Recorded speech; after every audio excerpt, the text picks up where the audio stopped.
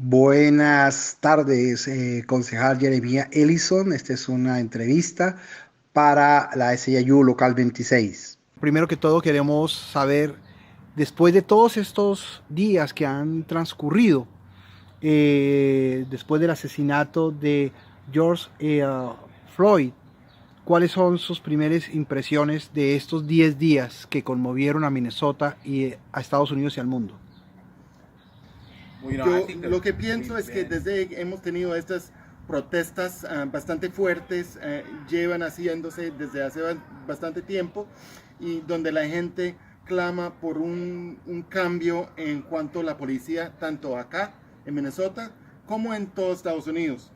Pero desde hace años y a pesar de años y hasta décadas de protestas, de intentos de reforma, de aumentar la diversidad racial en la policía, de exigir que el policía vive aquí en la misma comunidad, de entrenamientos para descalonar los enfrentamientos. O sea, hay que pensar totalmente diferente en cuanto al tema de seguridad pública.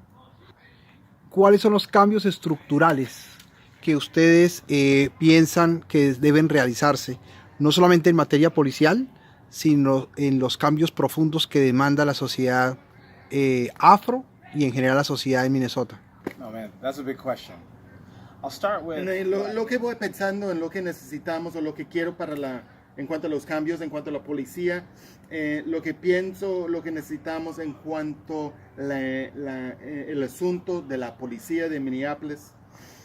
Lo que pienso que tenemos que hacer es que yo me pregunto, ¿qué papel, qué propósito deberían tener? A pesar de estar entrenado en cuanto al uso de fuerza, el uso de arma de fuego, ¿será que el policía debería atender una situación de salud mental?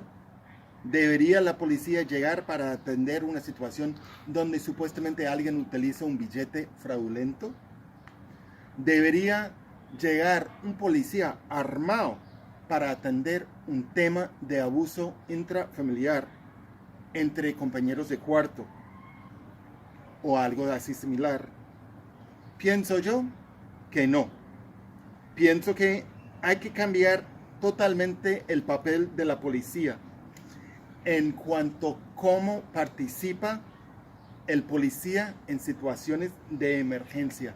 Y yo diría que no hace falta que tenga arma.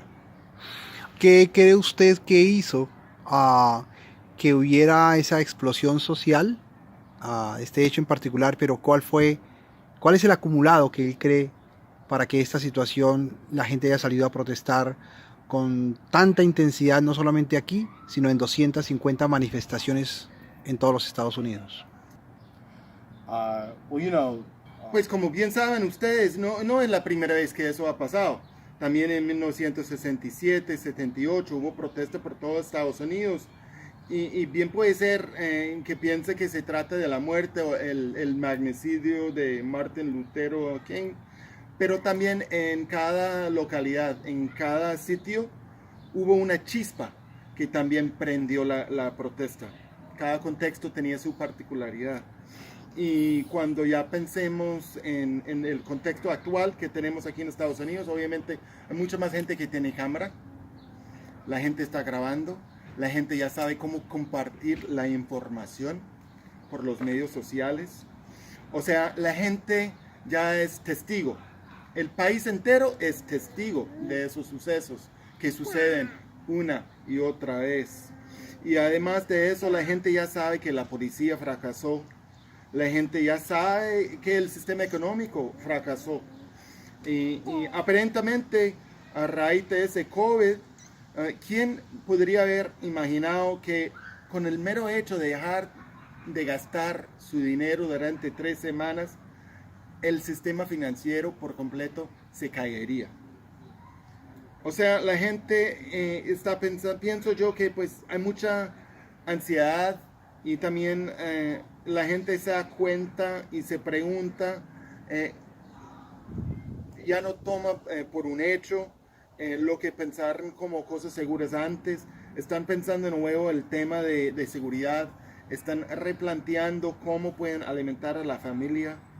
La gente tiene preguntas, la gente quiere cambio. La reacción de Donald Trump, las diatribas señalando que el alcalde de Minnesota, de Minneapolis es de izquierda, que los antifascistas son terroristas, y ese tipo de señalamientos, ¿qué opinión le merecen? I think that Pues I've en given cuanto a up Trump, hope. pues ya no tengo ninguna esperanza de que habrá algún enfoque o algún liderazgo que se emite desde la Casa Blanca. La gente tiene un dicho aquí en Estados Unidos, y el dicho es que todo asunto político es un asunto local. Pero ya vemos lo contrario, que todo asunto local, a raíz de esta falta de liderazgo de Trump, se vuelve parte de la política nacional. Porque los dirigentes municipales y estatales ya están compartiendo lo que están haciendo. Los líderes locales ya tienen redes y ven que lo que sucede o lo que hago en mi barrio, tanto en Denver, en Nueva York, también sirve para nosotros aquí en Minneapolis y viceversa. O sea, Trump nos ha hecho trabajar a la mano de manera mejor. Ha sido asesinada una persona afrocolombiana también a manos de la policía en la última semana en Colombia. Y vemos que Colombia también es uno de los países donde más asesinan personas a manos de la policía o del ejército. Y no hay una explosión, una reacción a veces de la comunidad. En estos 10 días de experiencia, pero también en su larga lucha de organización en los barrios, ¿qué cree usted que ha sido exitoso que otras partes y otras comunidades pudieran tomar? ¿Qué es lo que usted destaca o invitaría a destacar para la movilización popular? You know, Pues como saben ustedes, pues lo que pienso primero es que los que deberían tomar el liderazgo son las personas desde la misma zona de afectación. O sea, yo no voy a pensar que yo puedo responder para ellos, porque si bien es cierto, tenemos violencia policíaca aquí en Estados Unidos que es brutal, yo sé que es mucho más brutal en otras partes. Así que en ese sentido, la gente que sufre esta brutalidad sabría mejor las tácticas que deberían tomar, primero. Pero también hay que pensar, hay que tener cierto nivel de creatividad en cuanto el movimiento organizado. Y me incluyo en ese sentido, porque a veces nosotros somos muy pragmáticos, pero las ideas que necesitamos pues son diferentes. Hay que imaginar, y a veces los políticos no piensan que podemos imaginar en cosas distintas, como un mundo sin policía, un futuro sin violencia policíaca.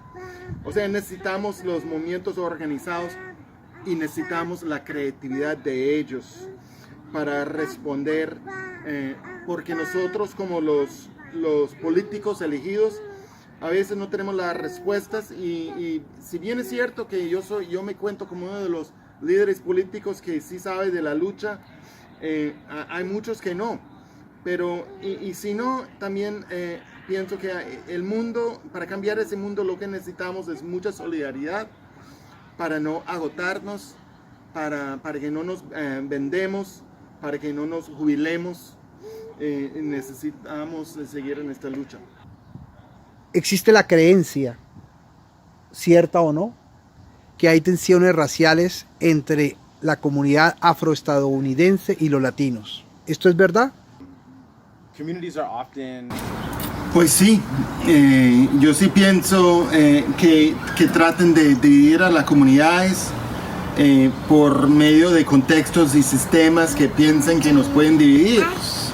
O sea, muy a menudo la gente negra en Estados Unidos piensa por un lado y la gente latina en Estados Unidos por otro lado, y también los africanos del cuerno, o sea, el litoral oriental, o los asiáticos o los indígenas, y todos divididos. Pero hay que también pensar en que nos venden esta narrativa de que la otra comunidad nos está hostigando. Y hay que reconocer que lo más importante es la solidaridad, y así logramos la justicia. Y la gente tiene que entender que no se verán libres si tampoco no están libres los latinos, los africanos, los asiáticos o los indígenas. Si otra comunidad no está libre, tampoco no serán. Eso es lo que vemos. Y si bien es cierto, en otras comunidades sí vemos, digamos, antinegritud, tanto como vemos en la comunidad negra pensamientos anti-inmigrante. Pero lo que pienso que tenemos que hacer es lograr la solidaridad por medio de la movilización popular, porque por medio de la movilización podemos seguir en la lucha. Hay que compartir esta lucha y hay que compartir nuestra cultura. Y para decir la verdad, el latino también viene de África, ¿no? Una gran cantidad de gente de América Latina tiene sus raíces en África, y también hay una línea divisoria borrosa entre el pueblo negro y el pueblo latino en Estados Unidos. Mucha gente tiene raíz latina. De hecho, mi abuela es latina. Y entonces, para todo eso tenemos que movilizarnos, tenemos que organizarnos, entender que la torta sí es grande, y lo que no nos deja compartir la torta es el sistema económico, y así seguimos con la lucha. Usted sabe que Colombia es una tragedia humanitaria. Acaban de matar a Nelson, un afro colombiano. ¿Qué mensaje le daría usted a Nelson, a su familia, a las otras miles y miles de víctimas en Colombia y a los luchadores sociales en Colombia? Qué saludo.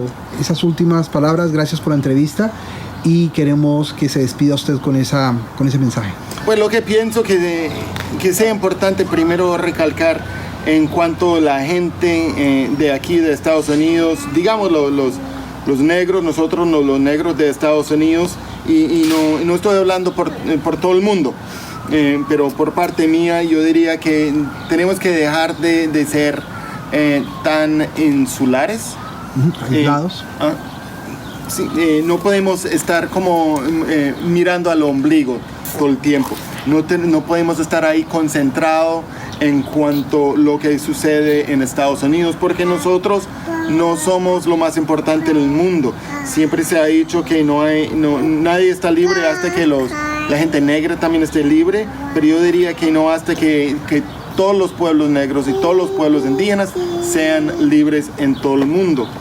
Y en cuanto a la gente de Colombia, pues mi solidaridad, respeto mucho los líderes sociales que tienen, así que yo prefiero que el pueblo colombiano me dirige en cuanto a cuál es la lucha que quiere el pueblo, qué clase de solidaridad espera tener. Porque la gente solidaria, nosotros los negros de Estados Unidos somos solidarios, pero me parece que cada cuantos años olvidamos de eso, así que necesito que ustedes me cuenten qué es lo que necesitan en cuanto a la solidaridad, y con mucho gusto.